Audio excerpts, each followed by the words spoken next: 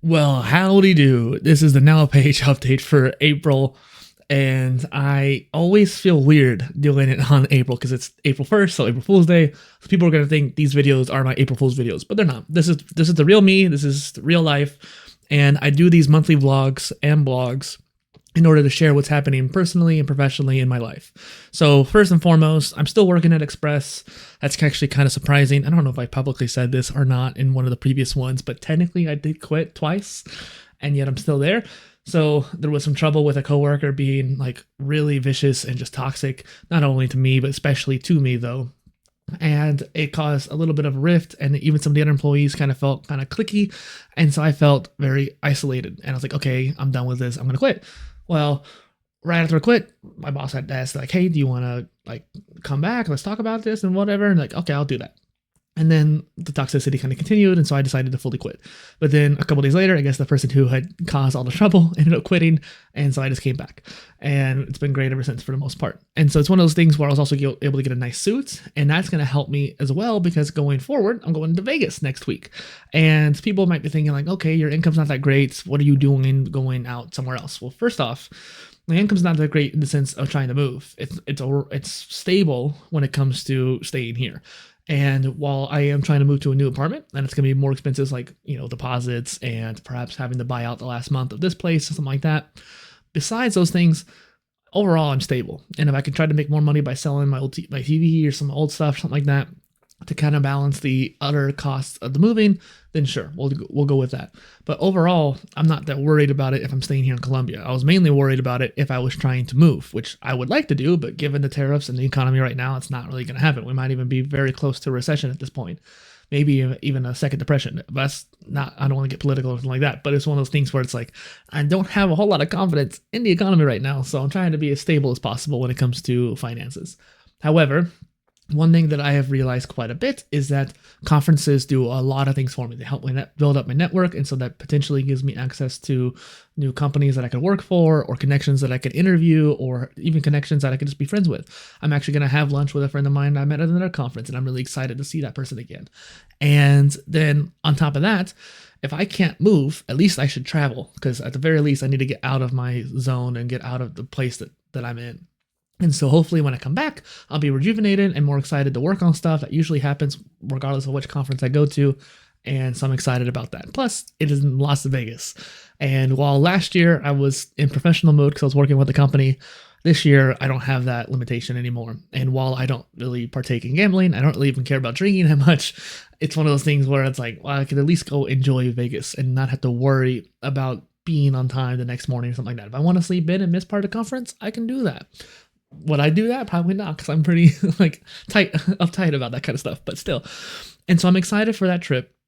And it's kind of funny because right now, like, all my finances are tied up, and I'm waiting to get paid from like 3 or 4 different sources all at once, which is just like, dang it. I wish I could just get paid from one of them now so I can go take care of this or go take care of that.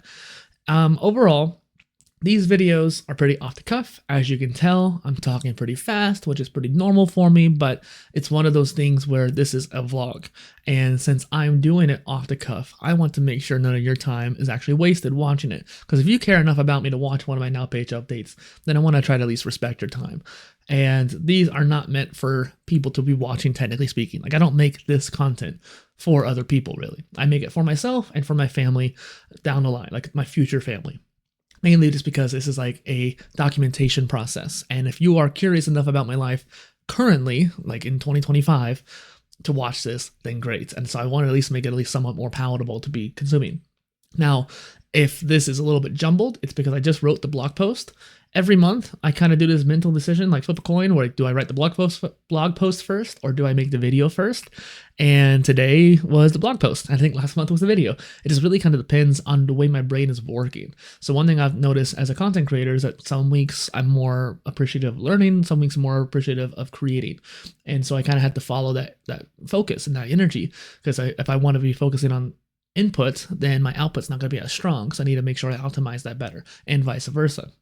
Same thing goes though for what kind of content I create.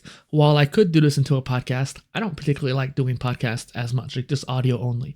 And I decided a while back that I wasn't going to turn these Now page updates into a podcast. I probably could, and maybe I should, but I could always just do that, working my way backwards. It's not a big deal. However, I have found myself always kind of blogging first and foremost. I have 750 blogs, whereas I have a few hundred videos, like not just talking about one channel either, multiple channels, and probably more like 500 videos at this point, but I digress. It's one of those things where I started out as a blog. So most of the time when I'm trying to process something, when I'm trying to think about something, I start off with a blog. But sometimes with these vlogs, sometimes I just want to talk. Sometimes I want to just get the expression out to you. Now, overall, what I've been doing is working on a few different projects, one of which is I actually dismantled my PolyTools website. I think I did that after the Now page update last month. I'm not sure. But essentially, this was something that I built 3 different times. Once on Softer, which sucked, once on Framer, which sucked worse, and then once on Ghost, which didn't suck, but I had a lot of issues with it where it was like, not only was it costing so much per month, but on top of that, I don't know if it was due to Digital Press, the hosting provider, causing issues or what, but my settings kept getting replaced, and the theme heavily relied on those settings in order to operate. And then when I would go in and fix it, some of the features would not work, even though it was properly set in stone when I fixed the settings. I would go in and put the settings in correctly because I had to just copy and paste it at that point. I made literally a notepad to just quickly, easily copy it because it happened so often. It happened like a dozen times. And I only had this new version of the website for a few months, really, for the most part. And it was so frustrating. And then adding new tools to it was even more frustrating because the way the theme worked, I had to put the link in 2 different places and I had to put the images in a certain way, and I couldn't just automatically import into it. At least with Framer and Softer, it had some sort of auto import, or Softer was directly connected to the Airtable. But Airtable changed their pricing model, so I had to move to NoCodeDB, and there's not as many tools that are connected with that. Now, with a new tool I found, DirectBase, I can import like in Framer. It's still a little bit tedious because I have to make sure the properties match up and whatnot, and I probably can't do the images, but I can do the images manually. I had to do that for at least 2 different options anyways, fine, whatever. And this also offers a lifetime deal, which would be really nice. And then, figuring something out there too would be kind of interesting when it comes to how I go about that new version of the website, because I think that I might try to make it a subdomain of PolyInnovator as well. So that's one thing I'm doing. And then the other thing is I have like these mini PCs that I can't pick it up. I have the booster right here, and I have the Pulsar unit here as well. And so that the Pulsar is a mini PC, the booster is an external graphics card. I got that sent to me a little while back. The people who sent it to me take a while to respond, and so while I feel really bad about taking so long to make videos on these products, I also couldn't get a hold of them for a hot minute. So it's one of those things where I'm just trying to get through it, and actually I have a lot of great ideas for both products, and I'm going to be making a few different videos for each, ideally. And I think it's also going to help build out the PolyTools channel as more of a tech-based channel too, which is kind of a double win. One thing that I wanted to mention here, because I don't talk about it a whole lot in the videos, is that going back a few months or so, I started adding a PIOS screenshot. So you notice on this channel, I talk about the PIOS, the Personal Integration Operating System, which is, or polymath integration, depending on which angle you're going for. And that is a framework for knowledge management that I created for people who are like me, polymathic and generalists. And I have modified my Obsidian Vault every month. Like I make changes to it all the time. And it's one of those things where I realized, just like with these Now page vlogs, it'd be really cool to see a historical change over time. And so I started adding screenshots to it. So if you want to go check that out, I would definitely suggest looking at that, especially since like I'm really getting excited for this idea. Maybe I should make a video about this too, about this all-in-one kind of system. And people keep saying like Obsidian can almost do it and whatnot. I feel like it does it pretty well. And while project management's pretty weak in Obsidian, and all the plugins like the project plugin and make.md suck for the most part, sorry, they just don't work. And it's one of those things where like, sure, I can't really quite do that. If I can just replace the use case with like the Kanban plugin, for example, which works really great, then perhaps I can kind of get around it. But overall, I found some really cool use cases like the web browsing and even a potentially really great RSS reader plugin that will probably replace any kind of RSS website out there.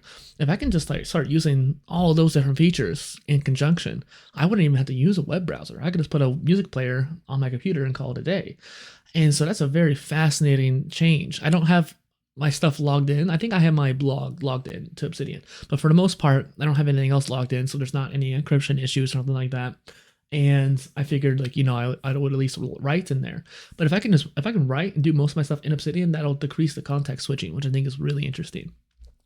What's coming up is like I said, the content is a big deal, and I'm looking forward to doing that. The move, the trip, and honestly, that's about it.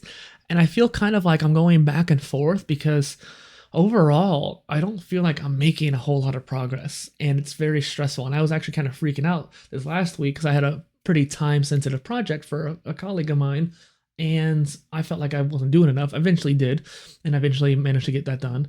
And then I also have all these videos I need to do on these 2 tech products. I'm making progress on that. I released one today, but it's like it was building up. And then on top of that, the move, and then on top of that, trying to figure out the trip, I just started getting really, really wound up.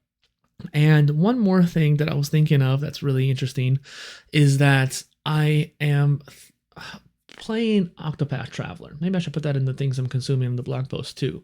But Octopath Traveler 2 in particular, and one thing I've been doing is a solo run. And so this is the last thing I'll leave you on before we end up going. If you don't care about video games, just have a good day. But the idea of Octopath is that you have 8 characters, each on their own path, and you're traveling together. That's literally it. And it's a single player game, but you're just going around in this RPG collecting the warrior, the mage, the thief, blah, blah, blah, blah, the cleric, and all that jazz. However, you're meant to have 4 people at a time, 2 sets of 4 essentially, and you would switch them out and make sure everyone's leveled up, and maybe you have different combinations for different bosses, and it's pretty interesting. And I played both games now like at least twice. And I tried doing a solo run in the first game, but the first game has less powers and options and abilities that make it harder. And so while there was some cool stuff like a retaliating hit and having second turns and stuff like that, there were some cool skills that you could get that basically gave you other turns. So if you're doing it solo, you could theoretically have multiple turns anyways. However, in the second game, you have characters who have just the ability to have a second turn right then and there, and or have a ability where you hit somebody and then have a second turn. And you can even have the warrior can learn skills from different characters. So if you don't necessarily have a particular type of weapon, but the boss is weak against that weapon, you can go get a skill that has that weapon and then be able to do something with it. And I found some really cool skills that I had no idea existed purely because of this journey of trying to do it solo. And ironically, I chose the warrior both times in both games, and the warrior actually ended up being the worst option in the first game, but one of the best options in my opinion in the second game. The only hard part is the final boss was just insane. So for the last like 2 or 3 weeks, probably 2 weeks, but like maybe even 3 weeks, close to 3 weeks, I've been trying to fight this dang boss. He has there's 4 different phases. There's a mini boss right in front, which you can at least, thank God, save after that. The first phase of the final boss, then a mini boss, and then the second phase of the final boss. And those 3 you can't save in between, which is just painful. However, I got to the point where I could count enough damage in order to beat the first boss, and I had enough strategies in place where, like, if one failed, I could move on to the next one pretty quickly, and by the end of it, do enough damage to get the first phase done. And the mini boss in the middle is just tedious, not that hard. And then you get to the final form, and the final form will hit you like 3 or 4 hits in a row. It'll do 1-hit KOs, or like basically take all your health down to 1. And this boss is hard even when you have a full team, let alone when you're solo. And I found a way of just kind of getting replenishing health very quickly and very often. That was very helpful. In other cases, there's situations where I'm like, okay, maybe I can find like a certain weapon or a certain ability that could help me. And while some of that would work for a time, by the time I get halfway or towards the end of the battle, I would get just immediately killed. And there was actually some times where I beat the first phase, I had to beat the mini boss, I had to get to the second boss, and I prepared really well, but I had just a bad, dice rolling, and I got hit with just the wrong attack at the wrong time, or 2 turns of the enemy of the boss in a row. So I got hit and then hit again and killed. And so right at the beginning, so I did all that work for nothing. Eventually, I found myself fighting a person where you can farm meaning like you can get a very powerful weapon from this person, but only a 2% chance. And so I fought this guy like 50 or 60 times, and I eventually finally got the sword that I wanted to get. And so it's one of those things where that helped me do enough damage, I think, to help beat the boss. But I came up with a cool strategy for it, and I might make some more gaming videos on the gaming channel about that. But I just was so like enamored by this process, and the fact that it was so frustrating and took so long was, yeah, that was something that I'm very proud that I was able to accomplish. It was something in my brain that's like, I gotta get this done now.